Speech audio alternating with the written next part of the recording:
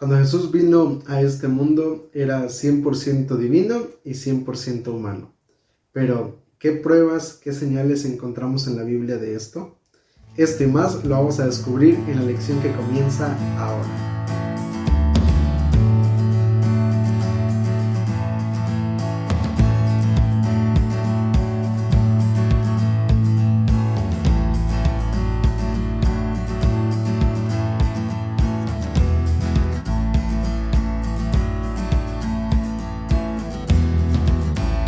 Hola, ¿qué tal amigos? Me da mucho gusto saludarles y darles la bienvenida una semana más a esta serie titulada Presente 7. Estamos en la lección número 2 para el 12 de octubre que lleva como título Signos de Divinidad. Y doy gracias a Dios, hermanos, porque pues vamos avanzando en el estudio de la lección. Y antes de que entremos a la lección de esta semana, me gustaría hacerte una invitación especial. Mira, tenemos como meta para este mes de diciembre llegar a nuestros primeros 500 suscriptores, así que quiero invitarte, si tú eres nuevo, recién encontraste este canal y te ha gustado el comentario y el material que compartimos, quiero invitarte para que te suscribas y de esta manera que puedas apoyarnos a seguir creciendo y llegando a más personas a través de este ministerio. Y también si no eres nuevo, ya llevas tiempo viéndonos, pero aún no te suscribes, hazlo. Invitarte a que puedas hacerlo y de esta manera pues también participar. En la parte de abajo está el botón de suscribirse, a un lado la campanita de notificaciones, actívala para que cada vez que subamos un video te llegue entonces la notificación. Y por supuesto, si te gusta este comentario, no te olvides de dejar tu like y de comentar y compartir con otras personas. Pero ayúdanos a llegar a nuestra meta de los primeros 500 suscriptores. Y bueno, vamos entonces a entrar ahora sí a la lección de esta semana, y el versículo para memorizar se encuentra en Juan capítulo 11 versículos 25 y 26, que dice allí la palabra de Dios. Jesús respondió: yo soy la resurrección y la vida. El que cree en mí, aunque muera, vivirá. Todo el que vive y cree en mí no morirá para siempre. Una declaración poderosa de parte de Jesús. Y mira, te decía que el título de la lección de esta semana es Signos de Divinidad.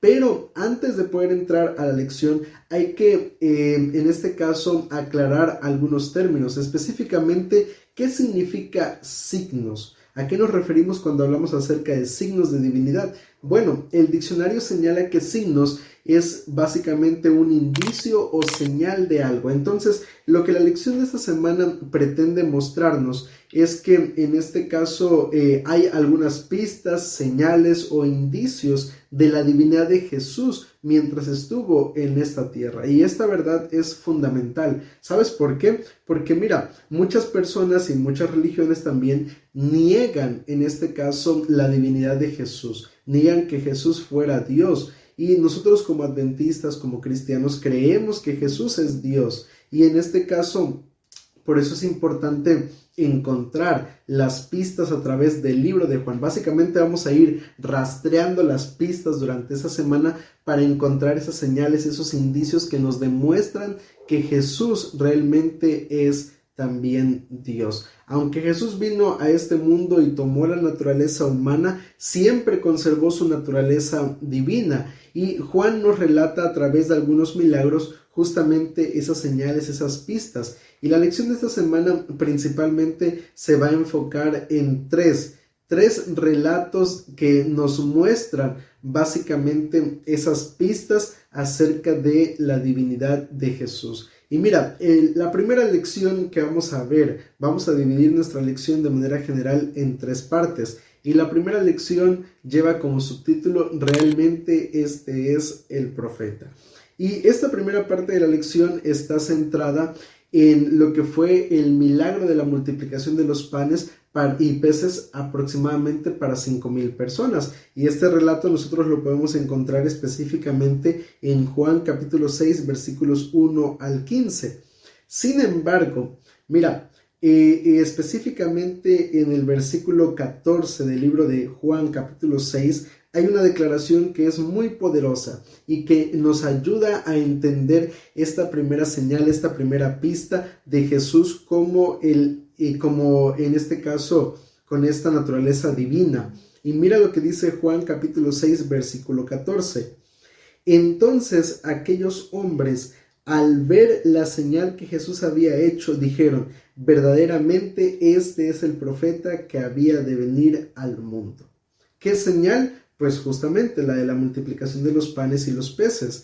Pero ¿cómo llegan ellos a esa declaración? ¿Cómo llegan ellos a esta conclusión de que Jesús era en este caso el profeta que se les había prometido? Mira, esta declaración se extrae específicamente de lo que señala en este caso Moisés en el libro de Deuteronomio capítulo 18 versículo 15, que si nosotros vamos allí a este texto, mira lo que dice allí la palabra de nuestro Dios. Deuteronomio 18:15, dice el texto bíblico: un profeta como yo te levantará Jehová, tu Dios, de en medio de ti, de tus hermanos, a él oiréis. Donde en este texto Moisés señala que Dios enviaría a un profeta como él. Y mira, ¿cómo llegan entonces a esta conclusión la gente de su época? De que Jesús era ese profeta que Moisés había anunciado, que Dios había prometido para el pueblo de Israel. ¿Por qué llegan ellos a esa conclusión? Mira, es que para la gente de su época, al observar el milagro que Jesús había realizado de multiplicar los panes para 5,000 personas, de multiplicar esa cantidad de peces con apenas unos cuantos pececillos, con apenas unos cuantos peces, en este caso significó un recordatorio de paralelismos que podían encontrar entre Jesús y en este caso Moisés. Y esos paralelismos para ellos fueron muy claros. Tal vez para nosotros sea como que, bueno, no logremos relacionarnos, pero para la gente de esa época, en el contexto en el que ellos se encontraban, sin duda alguna encontraron muchas similitudes entre Jesús y Moisés. Y por eso llegan a la conclusión de que Jesús era entonces aquel profeta que había sido prometido.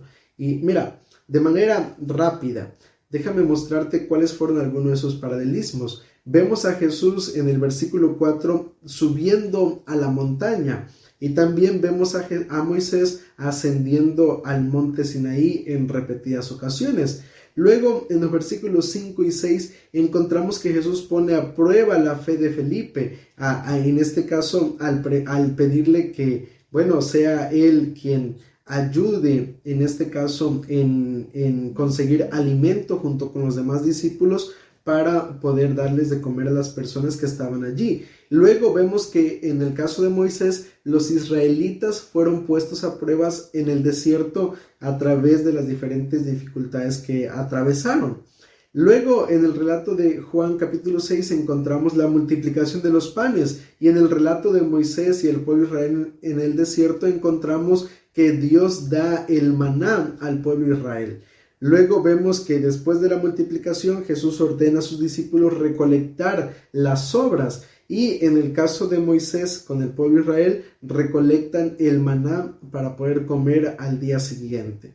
Luego vemos allí en el caso del día sábado y recolectarlo cada mañana para poder en este caso alimentarse durante el día. Y el último de los paralelismos que podemos encontrar en Juan capítulo 6 es que al finalizar se recogen 12 cestas, y que de igual manera en el caso del pueblo de Israel eran 12 las tribus que acompañaban a Moisés en la salida de Egipto hacia la tierra prometida. Paralelismos que nos muestran entonces que Jesús era aquel profeta que había sido prometido para el pueblo de Israel. Sin embargo, mira, otro aspecto muy importante de esta primera parte de la lección es que la lección nos muestra el concepto, o esta sección de la lección nos muestra el concepto del yo soy. ¿A qué nos referimos con esto? Mira, para entenderlo hay que leer Juan capítulo 6, versículo 35. Dice la palabra de Dios: Jesús les respondió: yo soy el pan de vida. El que a mí viene nunca tendrá hambre, y el que en mí cree no tendrá sed jamás. En el libro de Juan existen por lo menos 7 afirmaciones de Jesús declarándose como el yo soy. Y esas declaraciones del yo soy recuerdan muchísimo la manera como Dios se presenta ante Moisés la primera vez frente a esa zarza. Cuando está allí Moisés frente a la zarza y le pregunta, bueno, y si me dicen allá en Egipto quién me envió, ¿qué les voy a responder? La respuesta de Dios fue, diles que te envía el yo soy. Y en el caso del libro de Juan encontramos 7 veces, y tampoco es casualidad que encontremos 7 veces ese número. No es casualidad que encontremos que en 7 ocasiones Jesús declara que es el yo soy. El número 7, recordemos que cuando lo encontramos en la Biblia está relacionado con Dios y que en este caso nos habla acerca de plenitud, nos habla acerca de ese Dios que es poderoso, que es maravilloso, que realmente lo es todo para la vida del ser humano, y nos demuestra entonces que Dios es el yo soy para todo en nuestra vida. ¿Y cuáles son esas 7 declaraciones? Yo soy el pan de vida, yo soy la luz del mundo, yo soy la puerta, yo soy el buen pastor, yo soy la resurrección y la vida, yo soy el camino, la verdad y la vida, y yo soy la vida eterna. 7 declaraciones, 7 veces en las cuales Jesús afirma que Él es el gran yo soy. Pero ahora, mira, aquí viene la lección que nosotros podemos extraer para nuestra vida. Aunque Jesús estaba mostrando señales claras de su divinidad, hubieron personas que lo rechazaron. Hubieron personas que no creyeron que realmente Jesús fuera ese yo soy, que Jesús fuera realmente Dios encarnado, que Jesús fuera aquel Mesías prometido, y no solamente no lo creyeron, sino que además lo rechazaron.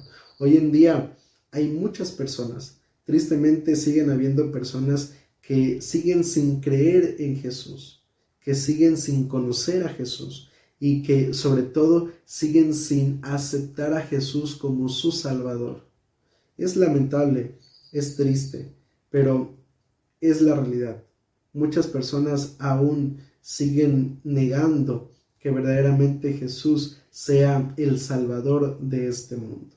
En su época hubieron personas que lo rechazaron, que negaron que Jesús fuera realmente aquel Mesías prometido, y que incluso seguían, a pesar de todo, seguían demandando señales y milagros de parte de Jesús. ¿Qué más necesitaban para poder creer que Jesús realmente era el Hijo de Dios? Yo no sé qué más necesitas tú para creer que Jesús es realmente el Hijo de Dios. Vamos a ir ahora entonces a la segunda parte de nuestra lección, que le hemos colocado como subtítulo la curación del ciego. Y mira, la segunda parte de la lección nos muestra, en este caso, se enfoca en la curación de una persona que había sido ciega de nacimiento. Y este relato lo podemos encontrar allí en Juan capítulo 9.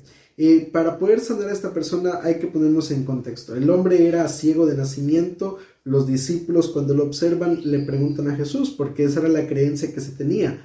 Jesús, ¿quién pecó, este o sus padres? La gente creía en los tiempos de Jesús que cuando llegaba una enfermedad a la vida del ser humano era resultado, era en este caso consecuencia de un pecado, de alguna situación que hubiera cometido en su vida. Sin embargo, Jesús les deja muy en claro a sus discípulos que no tenía nada que ver con eso, simplemente era una enfermedad que serviría para darle honra y gloria a Dios. Y entonces Jesús decide llamar a este hombre, escupe en la tierra, hace de eso lodo, lo unta en los ojos de aquel hombre y le pide que vaya al estanque de Siloé, se lave, y entonces su vista quedaría restaurada.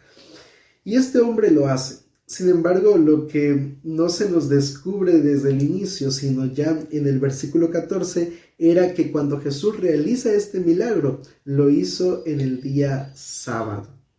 Y esto desata una polémica, iniciando en primer lugar porque la curación de este hombre era en sábado. Y según los mandamientos, las ordenanzas de los escribas y fariseos, realizar un milagro en sábado era un pecado que no se podía hacer. Mucho menos, imagínate, mira, date cuenta hasta dónde llegaba el fanatismo de estas personas. Y creo que debemos ser muy cuidadosos en este aspecto nosotros como cristianos hoy en día, en evitar caer en ese fanatismo también, en el fanatismo de colocar por encima leyes que a veces ni siquiera Dios ha colocado por encima de lo que realmente la palabra de Dios quiere enseñarnos y transmitirnos. Porque date cuenta de esto, el texto bíblico menciona que las personas entraron en conflicto porque Jesús había hecho lodo, porque Jesús había sanado a esta persona que era ciega de nacimiento.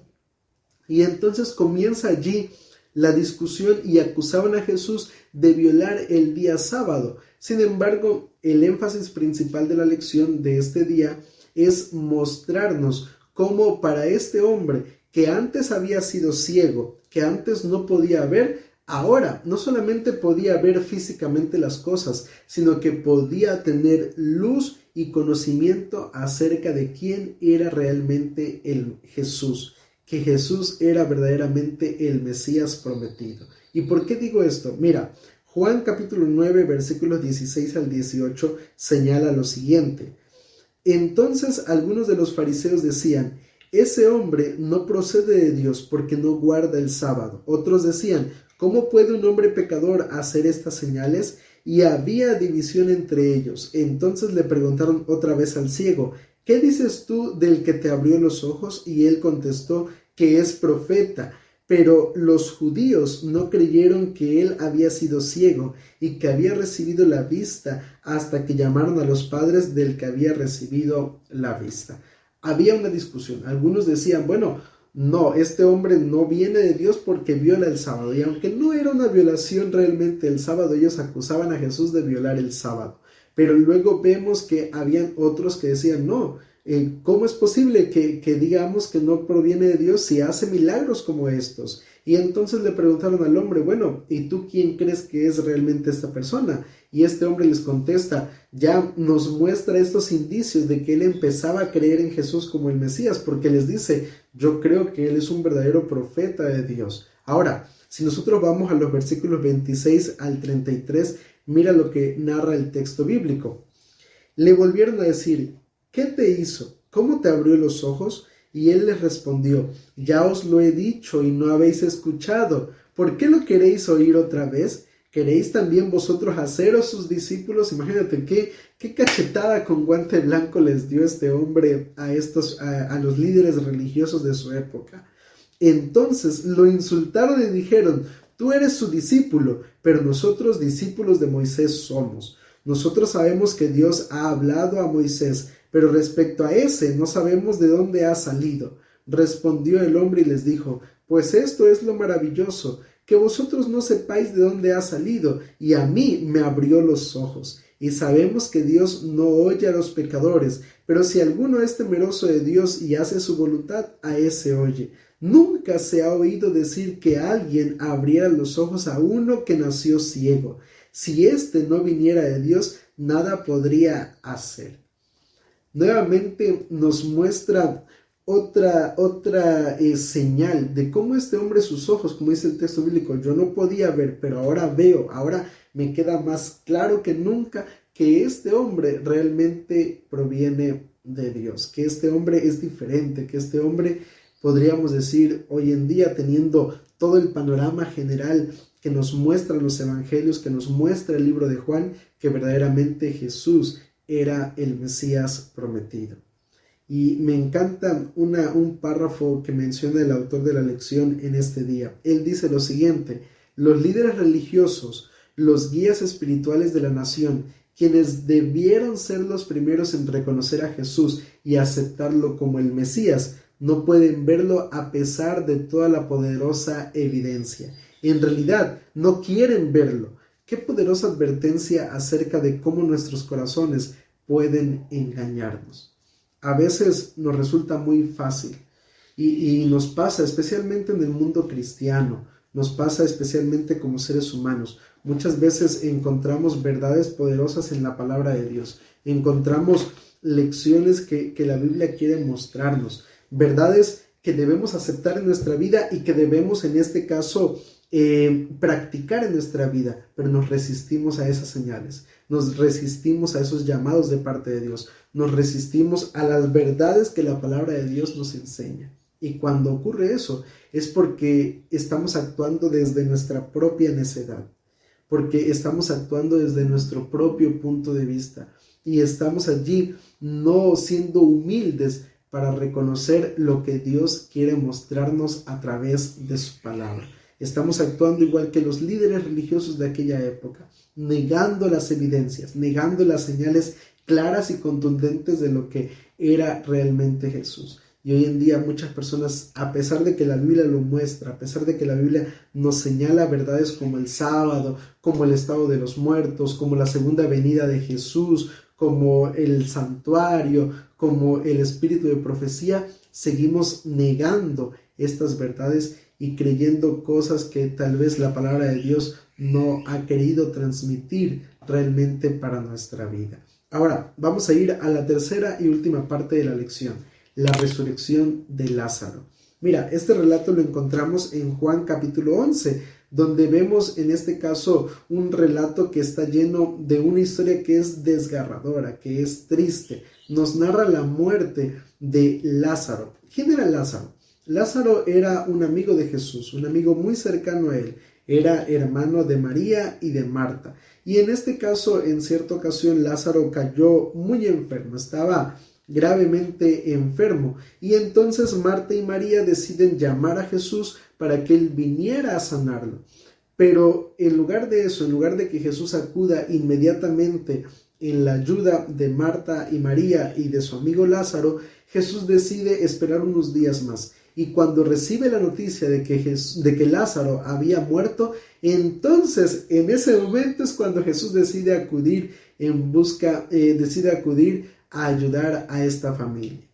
Y tal vez suena irónico, tal vez suena muy duro de parte de Jesús su actuar. Sin embargo, había razones detrás de esto, y es que Jesús quería mostrar a través de este milagro, dar otra prueba a la gente de su época de su divinidad. Y mira, aunque había incredulidad de que Jesús pudiera resucitar a Lázaro, porque cuando llega Jesús ante María y Marta, vemos allí a estas dos hermanas que van y le reclaman a Jesús. Le dicen, mira, si tú hubieras llegado antes, si tú hubieras venido cuando te mandamos a llamar, esto no hubiera pasado. Y Jesús le dice, mira, no te preocupes, que Lázaro va a resucitar. Y entonces sus hermanas dicen, bueno, sí, creemos que va a resucitar cuando se cumpla la promesa de la resurrección, pero pues ahora está muerto. Sin embargo, Jesús les declara allí en Juan capítulo 11, versículo 25, le dice a Marta, yo soy la resurrección y la vida. El que cree en mí, aunque esté muerto, vivirá. Una declaración poderosa. Ya te decía, una de las de los 7 versículos en donde encontramos a Jesús como el yo soy. Jesús le dice a Marta, mira Marta, yo soy la resurrección y la vida. Aunque una persona sea llamada al descanso, vivirá. Y es una promesa también para nuestros días hoy. Hoy en día, pues al menos yo nunca he visto que una persona resucite, pero lo veremos cuando Cristo Jesús venga por segunda vez. Para aquellas personas que descansan en la promesa de la venida de Jesús, ellos resucitarán y verán a Cristo viniendo por segunda vez. Y ocurre lo imposible. Lázaro es resucitado. Y mira, lo vemos allí. Dice en Juan capítulo 11, versículos 39 en adelante. Dijo Jesús, quitad la piedra. Marta, la hermana del que había muerto, le dijo, Señor, hiede ya porque lleva 4 días. Jesús le dijo, ¿no te he dicho que si crees verás la gloria de Dios? Entonces quitaron la piedra de donde había sido puesto el muerto. Y Jesús, alzando los ojos a lo alto, dijo, Padre, gracias te doy por haberme oído. Yo sé que siempre me oyes, pero lo dije por causa de la multitud que está alrededor, para que crean que tú me has enviado. Y habiendo dicho esto, clamó a gran voz, Lázaro, ven fuera. y el que había muerto salió atadas las manos y los pies con vendas y el rostro envuelto en un sudario. Jesús les dijo: desatadlo y dejadlo ir. La historia termina de una manera maravillosa. Lo que inició con un relato triste de enfermedad y muerte termina en un relato poderoso de resurrección. Un relato que nos da evidencias claras de que Jesús no era cualquier persona, que Jesús era 100% divino y 100% humano. Y mira, esto es poderoso porque este milagro, más que ningún otro, señala a Jesús como el dador de la vida, como Dios mismo. Es además un fuerte apoyo, una fuerte aseveración de Juan de que Jesús es el Hijo divino de Dios y que quienes creen en Él pueden tener vida eterna. Es una declaración poderosa de parte de Jesús y fue uno de esos milagros no en secreto que Jesús realizó, porque vemos a Jesús resucitando a otras personas en otros momentos, pero los hace ya de manera más privada, en un círculo más privado. Tal vez otra de las evidencias más claras fue cuando resucitó a la viuda, al hijo de la viuda que iba a ser sepultado. Pero este fue un acto del que nadie se quedó sin enterarse. Todo el mundo supo que Jesús había realizado un milagro como este. Y qué señal tan más poderosa. Y mira, nosotros hoy en día, tal vez, como te decía hace un momento, no podemos ver a una persona resucitar, pero sí podremos verlo cuando Cristo venga por segunda vez. Solamente tenemos que creer en Jesús, tenemos que aceptar a Jesús como el Mesías, como el Salvador, como verdaderamente el Hijo de Dios enviado para dar salvación al ser humano. Así como estas historias, existen muchas otras historias más, muchos otros relatos en el libro de Juan, en los evangelios, en toda la Biblia, que nos dan evidencias, que son señales, indicios contundentes de que Jesús era divino, de que Jesús era verdaderamente el Hijo de Dios. No hay dudas de que Jesús era Dios encarnado. Y esto que realmente pueda servirnos a nosotros como motivación, que pueda servirnos a nosotros como una manera de afirmar nuestra fe, de afirmar que estamos creyendo en el Dios verdadero, que estamos creyendo que verdaderamente Jesús es el Salvador de este mundo. Y que de esta manera nos preparemos cada día para acercarnos a Él y un día no muy lejano verle cara a cara en el reino de los cielos. Vamos a orar. Querido Padre, alabado y glorificado sea tu nombre. Esta mañana queremos agradecerte, Señor, por la vida, por darnos la oportunidad de tener este espacio y compartir esta lección tan importante que nos muestra, que nos da señales evidentes de que tú eres verdaderamente el Dios verdadero. Por favor, Señor, ayúdanos a creerlo a través de los ojos de la fe. Ayúdanos a conocerte y aceptarte como nuestro Salvador y de esta manera prepararnos para tu segunda venida. Nos colocamos en tus manos y te lo pedimos todo esto en el nombre de Cristo Jesús. Amén.